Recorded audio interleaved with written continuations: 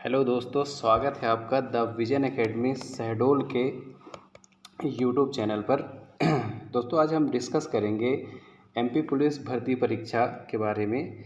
बहुत से स्टूडेंट की डिमांड थी कि सर ये जो नोटिफिकेशन आया है इसमें हमें बहुत सारे डाउट्स हैं इसके फिजिकल को लेकर, इसके फिजिकल के मार्क्स को लेकर। तो आज हम इसी रूल बुक को स्टेप बाय स्टेप पूरा डिटेल से समझेंगे कि इनमें किन बातों के ऊपर जोर दिया गया है और किसके बारे में बताया गया है। सबसे पहले हम देखते हैं कि इसका फॉर्म भरना कब से स्टार्ट होगा। तो आप 26 तारीख से आप इसका फॉर्म भर सकते हैं और फॉर्म भरने की अंतिम तारीख होगी 10 जुलाई। तो 26 तारीख से फॉर्म भरना स्टार्ट हो जाएगा और आप 10 जुलाई तक इसका फॉर्म भर सकते हैं। उसके बाद अगर हम आगे देखें तो परीक्षा दिनांक व दिन, सबसे इम्पॉर्टेंट बात यह है स्टूडेंट इसमें कि इसके जो एग्ज़ाम डेट है वो 12 तारीख से चालू हो जाएंगे। इसका मतलब 12 अगस्त से आपका एग्ज़ाम स्टार्ट हो जाएगा।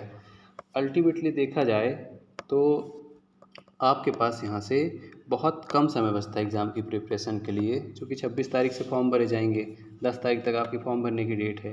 तो अगर हम 26 दिन से भी काउंट करते हैं तो लगभग 26 तारीख से देखा जाए तो 26 तारीख के बाद लगभग हमारे पास 26 तारीख से 12 तारीख तक लगभग हमारे पास 45 दिन का टाइम बचता है। इस 45 दिन में हमें बहुत अच्छे से, बहुत स्ट्रैटेजिक तरीके से हमें मेहनत करनी पड़ेगी इस एग्ज़ाम को क्रैक करने के लिए। आगे जैसे हम डिस्कस करें तो 26 तारीख से आप फॉर्म भर सकते हैं, 10 जुलाई इसकी अंतिम तारीख होगी। और परीक्षा के डेट जो सबसे इम्पॉर्टेंट है, 12 अगस्त से आपके परीक्षा प्रारंभ हो जाएंगे। उसके बाद आगे देखते हैं सीधी भर्ती परीक्षा अनारक्षित, ये फ़ीस बताई गई है यहाँ पर कि 500 रुपये फ़ीस लगेगा अनरिजर्व के लिए, और ST SC OBC के लिए 250 रुपये फ़ीस बताई गई है। इसको आप पढ़ सकते हैं। परीक्षा आपकी 2 शिफ्ट में होगी, एक सुबह का शिफ्ट रहेगा और एक आपका दोपहर का शिफ्ट रहेगा। 2 शिफ्ट में आपकी परीक्षाएं चलेंगी। इसके बाद जो इम्पोर्टेंट है आपके लिए वो आप इससे आगे स्लाइड करते जाएंगे, तो जो इम्पोर्टेंट न्यूज़ है वो मैं आपको बता देता हूँ। इसके बाद सीधे आप देख लीजिए पोस्ट को लेकर, सबसे इम्पोर्टेंट जो है पोस्ट। तो इसमें स्टूडेंट लगभग 7400 के आसपास टोटल वैकेंसी हैं, जिसमें कुछ आपकी जनरल ड्यूटी की हैं, कुछ आपकी SF की हैं और कुछ आपकी रेडियो ऑपरेटर की हैं। जैसे इसमें बताया गया है कि जनरल ड्यूटी की टोटल 7090 पोस्ट हैं, जिसमें UR के लिए 1915 हैं। आप इनको बारी बारी समझ सकते हैं कि UR के लिए 1915 हैं, OBC की 1914 हैं, SC की 1134 हैं, ST की 1418 हैं, EWS की 709 हैं। तो इस प्रकार टोटल 7090 पोस्ट हैं। आगे आप देखेंगे तो इसमें जो जनरल ड्यूटी है उसमें आगे इसको स्लाइड देखते हैं हम। नेक्स्ट आप देखेंगे टोटल पोस्ट हो गई लगभग, इसमें 7090 पद आपकी जनरल ड्यूटी में हैं और रेडियो ऑपरेटर की आपकी टोटल 321 पद हैं। कुल मिलाकर आपकी पोस्ट लगभग 7400 प्लस पोस्ट इसमें बताई गई हैं। इसके बाद आगे हम स्लाइड देखेंगे तो आगे हम डिस्कस कर सकते हैं। यहाँ तो सब बस आपके नॉर्मल इन्फॉर्मेशन है जिसको आप खुद से भी पढ़ सकते हैं। हाँ, आगे देखते हैं वेतनमान। तो वेतनमान आपका रहेगा 19,500 से 62,000 तक। लेकिन अभी हाल ही में मध्य प्रदेश सरकार ने एक नया नियम बनाया है कि वो आपका 70, 80, 90 के कॉन्सेप्ट पे ही आपकी सैलरी दी जाएगी। तो इसको भी आप देख सकते हैं कि पहले साल आपको 70%, दूसरे साल 80%, तीसरे साल 90%। हालांकि ये तो बात की चीज़ें हैं, सबसे पहले हमें फोकस करना चाहिए सिलेक्शन को लेकर। आगे आप देखेंगे, हाँ, एक इम्पॉर्टेंट चीज़, बहुत ही इम्पॉर्टेंट चीज़ है, इस टॉपिक को समझिएगा। इसमें बताया गया है कि आप किन किन ज़िलों पर अपनी पदस्थापना ले सकते हैं। ये बहुत महत्वपूर्ण है स्टूडेंट, ध्यान से इसको देखिएगा। आप किन किन ज़िलों पे अपनी पोस्ट ले सकते हैं, जैसे अनूपपुर है, झाबुआ है, भिंड है, अलीराजपुर है। तो आप इन जगह पे अपनी पदस्थापना ले सकते हैं। इम्पॉर्टेंट बात क्या है इसमें? इम्पॉर्टेंट बात ये है आपने फॉर्म भरते समय जो भी आपने ज़िला सेलेक्ट किया है, आपकी पदस्थापना उसी ज़िले में की जाएगी। और सबसे महत्वपूर्ण बात जो है वो मैं आपको यहाँ पे दिखा देता हूँ। इसमें नोटिफिकेशन में स्पष्ट बोला गया है ये स्टूडेंट, सबसे इम्पोर्टेंट बात ये है कि जिस इकाई में जो अभ्यर्थी जिस इकाई में नियुक्त किया जाएगा वहाँ उसे कम से कम 5 वर्ष की सेवा देनी होगी। इसका मतलब ये निकला कि जिस भी ज़िले में आपकी नियुक्ति होगी वहाँ आपको कम से कम 5 वर्ष की सेवा देनी ही होगी, उसी के बाद आपका किसी दूसरे ज़िले में ट्रांसफ़र हो सकता है। और दूसरी चीज़, किसी भी अभ्यर्थी को उसका होम डिस्ट्रिक्ट नहीं दिया जाएगा, जो कि पहले से भी प्रावधान है। आगे आप देखेंगे तो इसमें अगर हम शैक्षणिक योग्यताएं की बात करें तो इसमें यूआर और ओबीसी के लिए 10+2 है और एसटी और एससी के लिए 8वीं पास विद अभ्यर्थी भी इसमें अप्लाई कर सकते हैं। हाँ, रेडियो ऑपरेटर के लिए आपको थोड़ा सा टेक्निकल आपके पास डिप्लोमा होना चाहिए, जिसमें इन्होंने साफ मेंशन किया है कि पॉलिटेक्निक हो, आईटीआई हो या कंप्यूटर से कोई भी डिप्लोमा होना चाहिए। उसको आप थोड़ा एक बार और अच्छे से पढ़ सकते हैं नोटिफिकेशन में। उसके बाद देखते हैं एज लिमिट क्या बताई गई है। देखिए, एज लिमिट में भी इस बार काफ़ी चेंज हुआ है। एज लिमिट में चेंज ये है कि जैसे जो मध्य प्रदेश के अनरिजर्व कैटेगरी के हैं, सामान्य तौर पर उनकी जो एज क्राइटेरिया थी वो 33 ईयर्स थी, मतलब 33 साल के अभ्यर्थी अप्लाई कर सकते थे। लेकिन मध्य प्रदेश सरकार ने कोविड के कारण अभी इनमें जो कैंडिडेट हैं उनमें काफ़ी एज रिलैक्सेशन दिया है। जैसे 3 वर्ष का एक्स्ट्रा रिलैक्सेशन मिला है सभी कैंडिडेट को। जैसे यूआर के कैंडिडेट अब 36 साल की एज के कैंडिडेट भी इसमें अप्लाई कर सकते हैं। मध्य प्रदेश के जो आर्थिक रूप से कमज़ोर यानी कि जो ईडब्ल्यूएस के कैंडिडेट हैं वो भी 36 साल की एज वाले अप्लाई कर सकते हैं। इसके अलावा जो अदर स्टेट के हैं उनके लिए भी क्राइटेरिया जनरली है 33 वर्ष, लेकिन उसमें 3 साल ऐड करने पर वो 36 साल हो जाती है। इसके अलावा एसटी, एससी, ओबीसी 38 प्लस का 3 ऐड करने पर इसमें 41 मतलब 41 साल के अभ्यर्थी भी इसमें अप्लाई कर सकते हैं। आगे हम और देखें जो आपको जानने ज़रूरी हैं, जो आपके नोटिफिकेशन के रिगार्डिंग सबसे इम्पोर्टेंट है एग्ज़ाम प्लान, परीक्षा योजना। तो सबसे पहले आपका लिखित परीक्षा होगी, मतलब आपका 100 नंबर का पेपर होगा जिसमें आपसे 100 क्वेश्चन पूछे जाएंगे। तो उसके बाद आपका फिजिकल होगा। जैसे आप अगर एग्ज़ाम क्वालिफाई कर लेते हैं तो आपको फिजिकल के लिए बुलाया जाएगा। सबसे पहले एग्ज़ाम को थोड़ा डिस्कस करते हैं। एग्ज़ाम आपका 2 घंटे का होगा जिसमें आपसे 100 क्वेश्चन पूछे जाएंगे। हर एक सही उत्तर के लिए आपको 1 अंक दिए जाएंगे और इसमें किसी भी प्रकार की कोई निगेटिव मार्किंग नहीं होती है। और सबसे इम्पॉर्टेंट बात यह है कि आपको आपका स्कोर कार्ड तुरंत ही दिखा दिया जाएगा। जैसे ही आप अपना पेपर सबमिट करेंगे तो आपके मार्क्स आपको पता चल जाएंगे। अगर क्वेश्चन की बात करें तो 40 अंक आपके सामान्य ज्ञान एवं तार्किक ज्ञान से आएंगे। आप इसको जनरल नॉलेज और जनरल इंटेलिजेंस कह सकते हैं। 30 नंबर आपके बौद्धिक क्षमता और मानसिक अभिरुचि से आएंगे। इसका मतलब ये हुआ कि रीजनिंग के आपके 30 क्वेश्चन पूछे जाएंगे। 30 नंबर में आपके विज्ञान एवं सरल अंक गणित के क्वेश्चन पूछे जाएंगे। हालांकि मैं इसको डिटेल से आपको बताऊंगा कि जो ये दिखाई दे रहा है ऐसा कुछ होता नहीं है, एग्ज़ाम का पैटर्न बिल्कुल इससे डिफरेंट होता है। उसके ऊपर मैं आगे आपसे चर्चा करूंगा। उसके बाद आप देखेंगे जो आपके काम की न्यूज़ है। हाँ, सबसे इम्पोर्टेंट है शारीरिक मापदंड। इसको लेकर स्टूडेंट में बड़ा कन्फ्यूजन रहता है, उसको मैं भी क्लियर कर देता हूँ।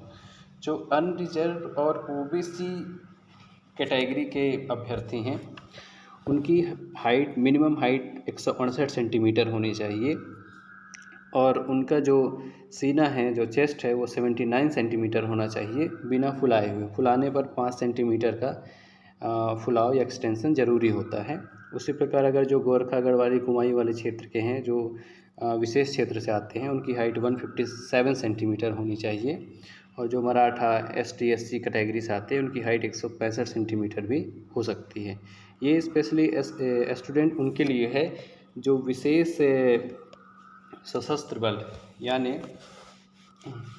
स्पेशल आर्म फोर्स के जो कैंडिडेट होंगे उनके लिए ये क्राइटेरिया रखा गया है। जो जनरल ड्यूटी के कैंडिडेट होंगे उनके लिए हाइट 168 सेंटीमीटर होनी चाहिए और सीना बिना फुलाए हुए 81 सेंटीमीटर और फुलाने पर 86 सेंटीमीटर होना चाहिए। एसटी, एससी और जो अन्य पिछड़ा वर्ग हैं उनके लिए भी हाइट, जो एसटी, एससी और के कैंडिडेट हैं उनके लिए हाइट 160 सेंटीमीटर होनी चाहिए और चेस्ट का जो मेजरमेंट है वो 76 सेंटीमीटर से 81 सेंटीमीटर होना चाहिए। और आगे डिस्कस कर लेते हैं जो आपके का हाँ सबसे इम्पोर्टेंट रिजर्वेशन इस बार यूआर को 27%, ओबीसी को 27%, एससी को 16, एसटी को 20 और ईडब्ल्यूएस को 10% रिजर्वेशन दिया जाएगा। नेक्स्ट देख लेते हैं। आगे अगर हम डिस्कस करें तो और आपके काम की चीज़ें क्या हो सकती हैं, मैं आपको सीधे उसी स्लाइड पे ले जाता हूँ जो आपके लिए इम्पोर्टेंट है। अब स्टूडेंट हम चलेंगे स्लाइड नंबर 24 पे, जो सबसे महत्वपूर्ण है आपके लिए।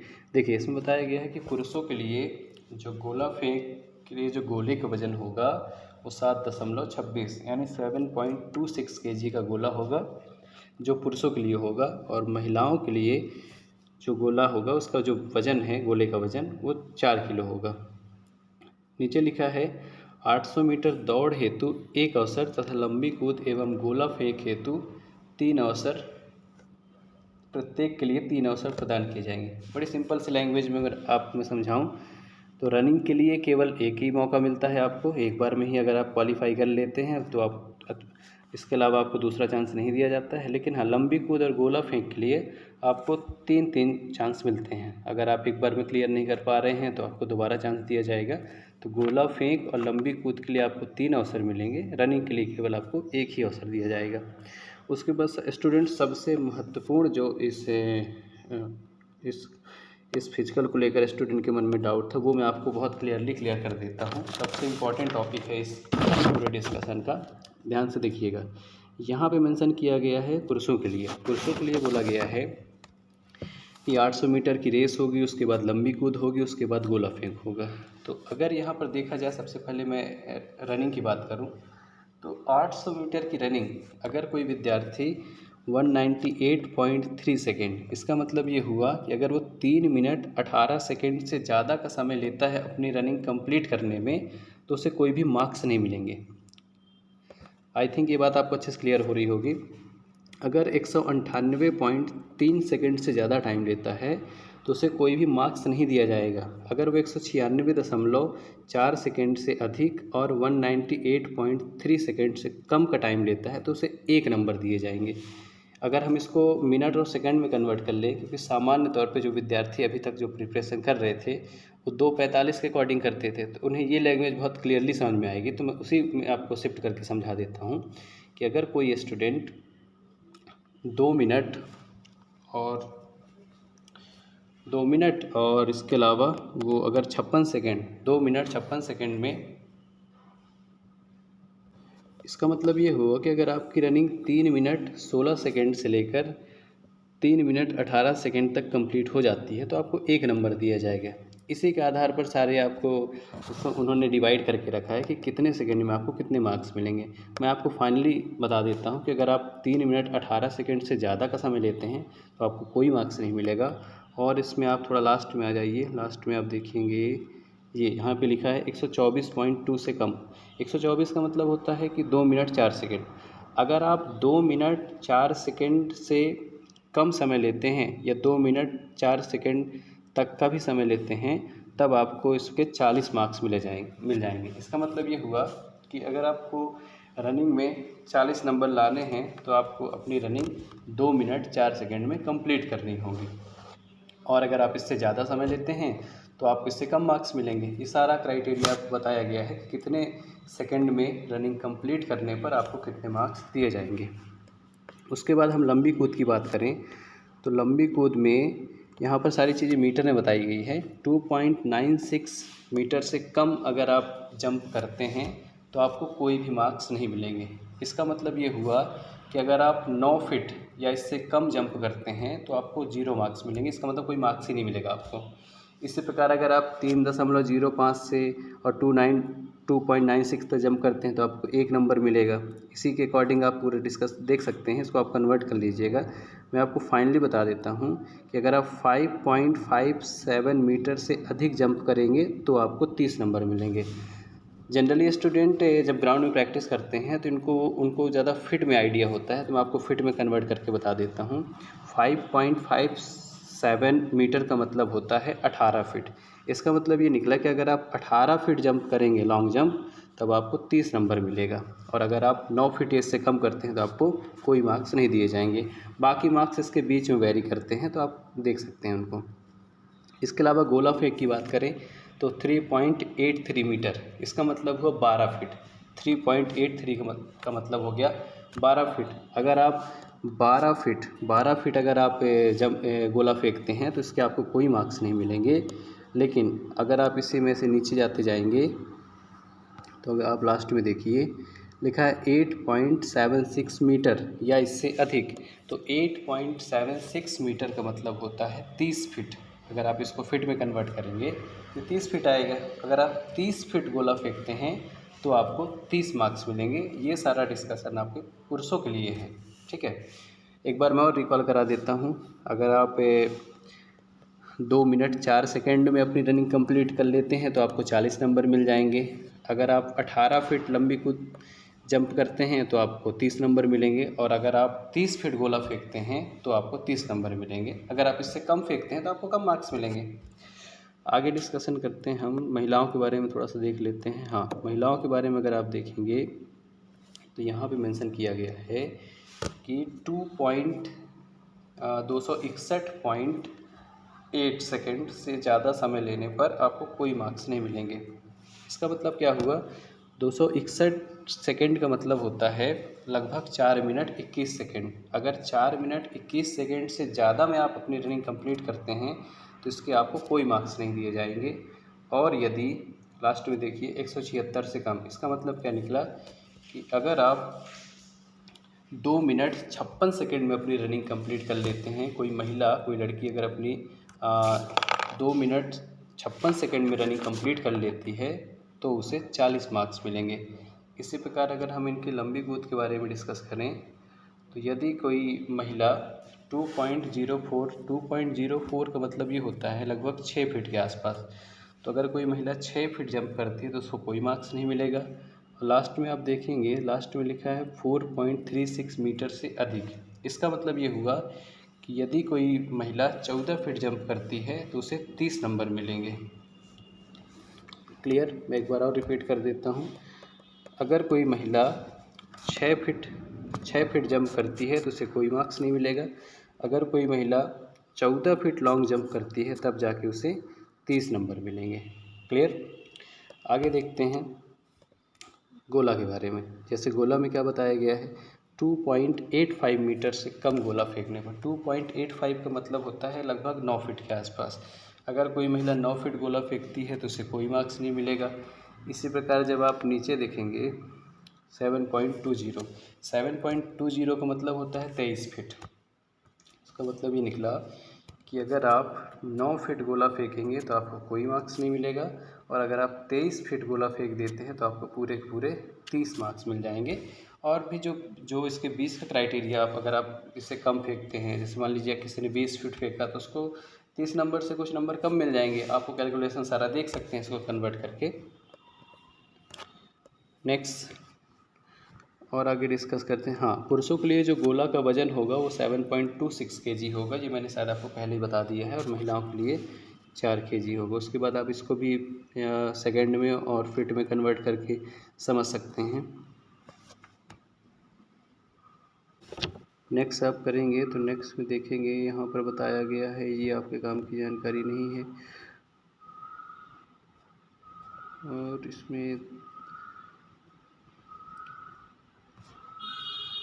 नेक्स्ट मैं आपको इसको थोड़ा सिलेबस बता देता हूँ। ये सारी चीज़ें हमने ऑलरेडी डिस्कस कर ली है। हाँ, ये आपके परीक्षा सेंटर बताए गए हैं, आप इनमें से किसी भी जगह अपना एग्ज़ाम सेंटर ले सकते हैं।